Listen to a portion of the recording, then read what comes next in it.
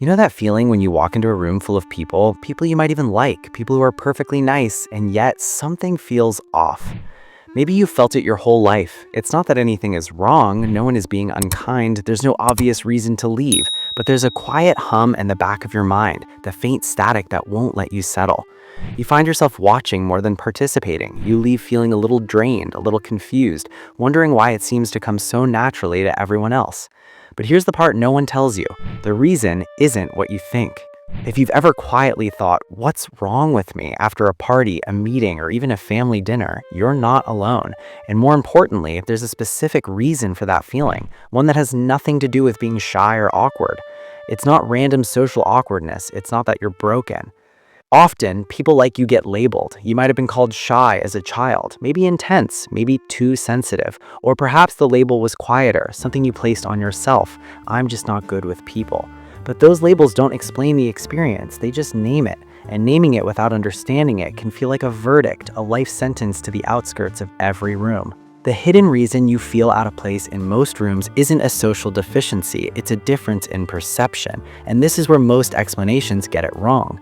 There's more going on here than people realize. The experience of feeling like an outsider in ordinary social settings isn't just about personality. It's about how your brain is wired to process information. Specifically, it's about something called depth of processing, a term you probably haven't heard, but one that describes something you felt your entire life. In psychological research, particularly in the work of Dr. Elaine Aron on sensory processing sensitivity, we see that about 20 to 30% of the population has a nervous system that is biologically predisposed to pause and check for nuance before engaging. Where others might walk into a room and simply be in it, your brain is subconsciously running a scan. It's noticing the tension between two people who aren't speaking to each other. It's picking up on the mismatch between the host's smile and the fatigue in their eyes. It's processing the lighting, the tone of voice in the corner of the room, the unspoken history hanging in the air. You weren't being antisocial, you were being strategic. Most people process socially at a surface level. They engage with what's obvious. You, on the other hand, are processing for meaning. And when you're processing for meaning in a space where most people are processing for entertainment, you will inevitably feel like you're speaking a different language. It's not that you can't be social, it's that the social script feels thin, and you're someone who craves substance. You're not missing a gene for connection, you're just looking for a different kind of it. This tendency didn't appear out of nowhere, it developed as a survival strategy. If you were a child who was perceptive, who noticed the moods of your caregivers, who could sense when the atmosphere in the house was fragile, your brain learned that paying attention was necessary. It kept you safe, it helped you navigate. You learned to read the room before you learned to be in it. And that vigilance, that constant low-level processing became your default setting. It's not that you prefer to be on the outside, it's that for a long time, being on the outside gave you the clearest view of what was really happening. You weren't weak, you were paying attention. But this is where the story usually stops, and this is where we need to go deeper, because there's a layer beneath the layer. It's important to say this is not better or worse than how other people experience the world. There's a temptation to romanticize the outsider, to wear it as a badge of depth, but there's also a temptation to pathologize it, to wish you could just switch it off.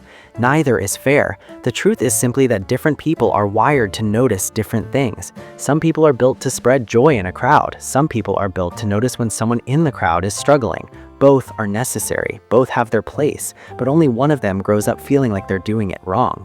But here's the part that's rarely spoken about, the part no one tells you when you're young and exhausted from pretending. The same depth that makes you feel out of place in shallow waters also means you feel things more fully when you find depth. This is where it gets interesting. The paradox is this: you may struggle in groups, but you have the capacity for connection that is extraordinarily rare. Small talk drains you, but a single honest conversation can sustain you for days. You might leave a party early, but you're the person a friend calls at 2 a.m. when the world feels heavy, because they know you'll listen like it matters. They know you'll see them.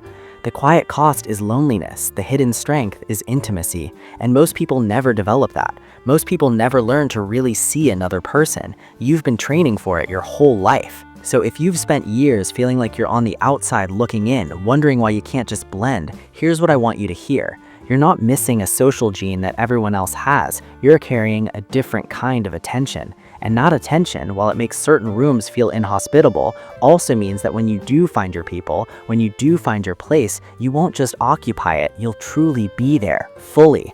Not performing, not scanning, not waiting for the other shoe to drop, just there.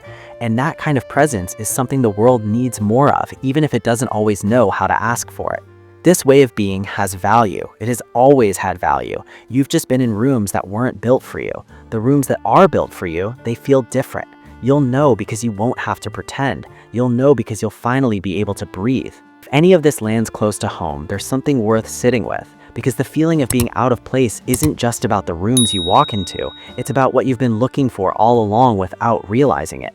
The question was never how to blend in. The question was always, what have you been seeing all along that everyone else missed?